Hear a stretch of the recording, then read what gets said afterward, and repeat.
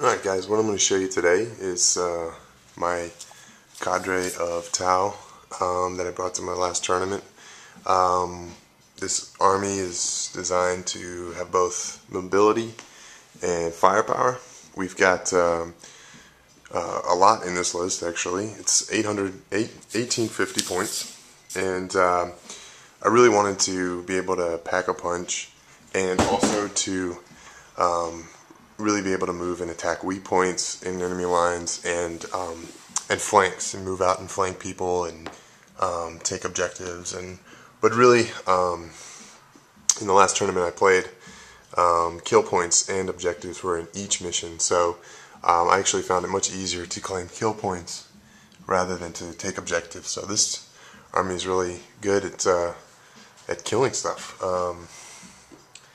If we're going to look at this from a perspective that Fritz takes with his army list, there's a couple things here. The sort of following the attack, support, defend model of building an army list, and it's really difficult to translate that to a Tau army, given that we have no real attack units or close combat ability. But I'm just going to go through and show you the way that I see it. First, centering on these two units here, this is what I would call my attack element. The piranhas are fast, they have firepower, they have melta-guns on each piranha, they carry drones so they can drop drones in the center of the board or wherever. And the broadsides. Now you may be thinking, what is he talking about? An attack element being the broadsides? Well, actually, yeah, I generally deploy them in the center of my deployment zone. They attract a lot of attention. They've got an armor save of 2 and up. They also are carrying with them a drone controller and 2 shield drones. Also getting a 2-up save and a 4-up invulnerable save. So this unit can actually take a lot of fire. It can dish out a lot of fire as well. Strength 10 railguns are nothing to scoff at. So that is the attack element. Now support, attack, support, defend. The support element is this middle group here. We've got Chazelle, Old Shatterhands, with a bodyguard, fire knife configuration, 2 gun drones attached to the unit. We've got Side Striker, who has a missile pod and fusion blaster. He's a Chazelle. A unit of Death Rain crisis suits, twin-linked missile pods and flamers, and 2 hammerheads, one with burst cannons, one with smart missile systems, and disruption pods and multi-trackers.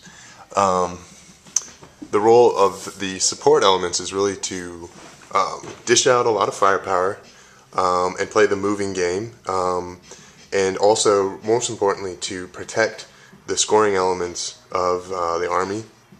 Really got to support the fire warriors, keep them from getting killed. So casualties to these units aren't that important. I don't really care if crisis suits die. It's nice to have their firepower, but they aren't going to win you the game. They are going to kill lots of stuff, though. I really like to keep my hammerheads till the end of the game, though, because I'll be using them to move out and contest objectives and tank shock infantry off objectives and such like that. I almost always use the submunition instead of the solid shot. I just need a big blast to hit infantry with. Whenever I use the solid slug shots of the railguns on there, I seem to always miss. I don't know, I've just had bad luck. Always misses.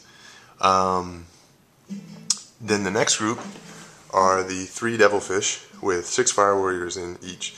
This is the like sort of a defend element of the army list. These guys are almost always held in reserve. I keep them in reserve so they don't get killed. Keeping them in reserves will preserve them to the end of the game, where they'll be able to move out and claim objectives. Keeping them in reserve also gives you an advantage, as you get to react to what the enemy has done and where the enemy is positioned. So, Fire Warriors, are really there to make it scoring. Until Fire Warriors get an upgrade, I probably won't be spending too many points on them, as they tend to disappoint me and die a lot if they're outside of their Devilfish. So they're just there to make those Devilfish scoring. So there you have it. Attack, support, defend. And really got to give props to Fritz for coming up with this model. I really think it works, and I have lots of success with it. And that's it. Thanks for watching. Alright guys, let's take a look at the Tau Devilfish. I carry with me 3 squads of Fire Warriors, 6 in each squad, and they're mounted in Devilfish. And people wonder why I always bring drones on the Devilfish. I don't prefer the Warfish loadout.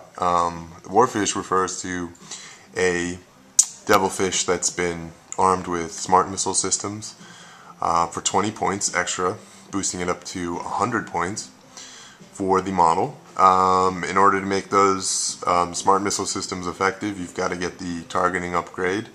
So that's another 5 points. Then you've got to spend the 10 points on the multi-tracker and the disruption pod. So you're now looking at a Devilfish that is 120 points. More expensive than a Space Marine Predator in some cases, and really not better than a Space Marine Predator. So I stick with the loadout. The dumb fish loadout is what they call it. A dumb fish actually is a Devilfish with a disruption pod, multi-tracker upgrade, and that's it. It's 15 extra points, making it 95 points. Why do I prefer it? I don't like to spend a whole lot of points on the Devilfish. First off, I like to use the points for things that are actually good at killing stuff, like crisis suits, broadsides, hammerheads, stuff like that. And this unit really isn't relegated to being the sort of the attack element of the army, so it's not important how much firepower the thing has. In addition to that, when you've got drones on your Devilfish, you've actually got more firepower on the move. If you think about it, if you purchase the smart missile system and you move 12 inches at cruising speed, you can only fire 1 weapon, so you're getting 4 shots at 24 inches, which is nice. But according to GW's FAQ on the Tau Army, pick it up, read it, it's free online, it states that drones that are attached to vehicles can always fire if at least 1 weapon can fire on the Devilfish, or on the vehicle, sorry. So, Devilfish moving at cruising speed with the multi-tracker upgrade can fire 1 weapon, the burst cannon. That means that you get those 2 shots from the drones as well, because it states that they can always fire if at least 1 weapon can fire. So, moving at 12 inches, you actually get 5 shots as opposed to 4 from the smart missile system. In addition to that, there's the slight chance of pinning your targets when you cause wounds with the drones. They're twin-linked, which is nice, and if you are needing to contest an objective at the end of the game, you can move your Devilfish 12 inches, deploy the drone 2 inches from the vehicle, and then the assault move the drone 6 inches for their jetpack move. So that's a, let's see if we do the math, 4, 12, 14, that's a 20-inch range contest. So any objectives that are, let's say, 22 inches away can be contested by a Devilfish with drones. That's another really nice thing. So this unit comes out to be 155 points. Now a Warfish build out would bring it up to, I think, about 215 or something along those lines. Just a little bit too much for a Devilfish, in my belief. Alright guys, thanks for watching.